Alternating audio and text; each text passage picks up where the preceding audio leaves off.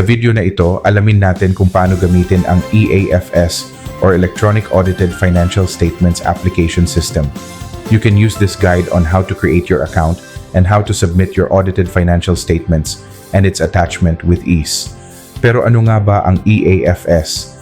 Ang Electronic Audited Financial Statements ay isang web-based application system na nagpapahintulot sa mga taxpayers na mag-submit ng kanilang income tax returns, audited financial statements, and other required attachments online in PDF file format. Para magamit ang eAFS, kinakailangan muna nating gumawa ng account. Sa paggawa ng account, pumunta lamang sa aming official website o bumisita sa www.bir.gov.ph.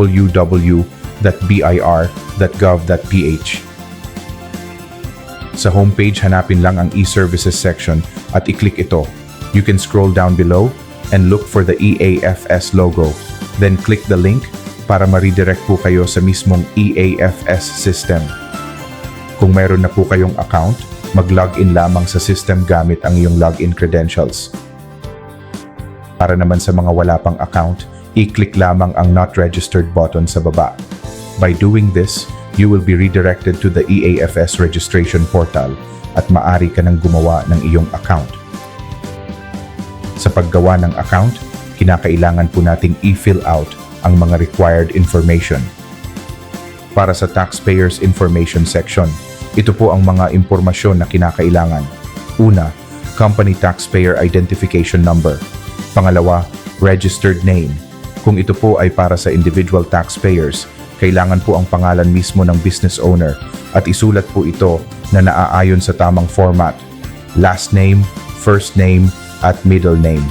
Kung para naman po sa mga korporasyon, asosasyon, kooperatiba o partnership, kailangan po ang registered business name o ang company name.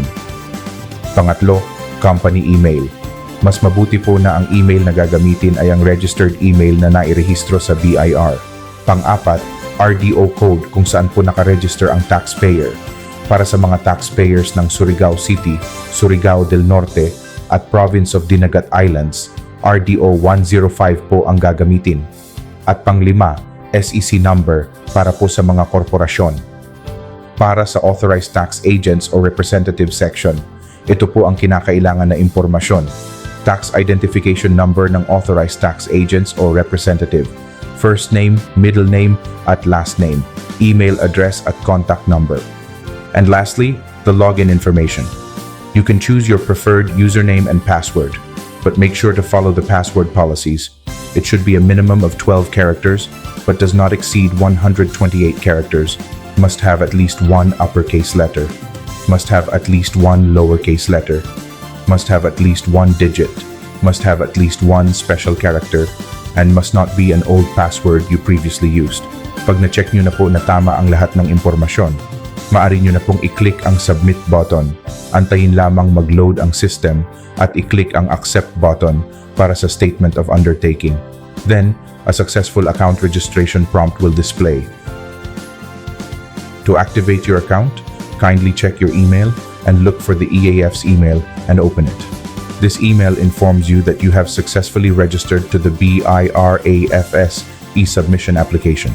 To activate your account, click the Click Here link and you will be redirected back to the eAFS system. The system will then display a prompt that you have successfully activated your account. Pagkatapos nito, maaari mo nang i-login ang iyong eAFS account using your login credentials.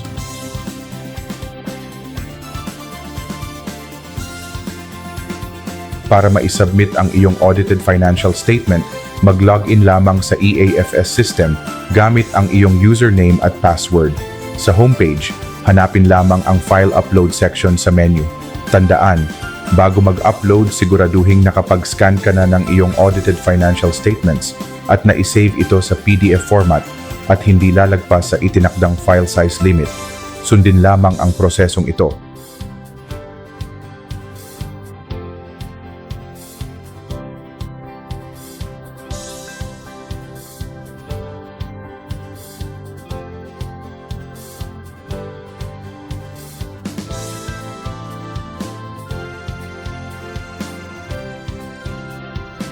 Pag naiset nyo na ang tamang period, month, and year ng iyong isusubmit na Audited Financial Statements, siguraduhin na tugma ang file name ng iyong PDF file sa pangalan na nakadisplay sa itaas para maiwasan ang mga errors. Pag kumpleto na ang iyong nai-upload na files at nasigurado na tama ang mga ito, maaari mo nang i-click ang Submit button. Antayin lamang ang confirmation receipt na mare-receive mo sa iyong email address.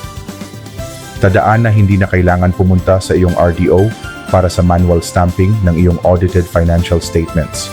Para sa kompletong guide ng pag-submit ng iyong mga dokumento, maaari mong gamitin ang checklist na ito. Para sa mga tax updates and tax tutorials gaya nito, i-follow ang aming official social media accounts.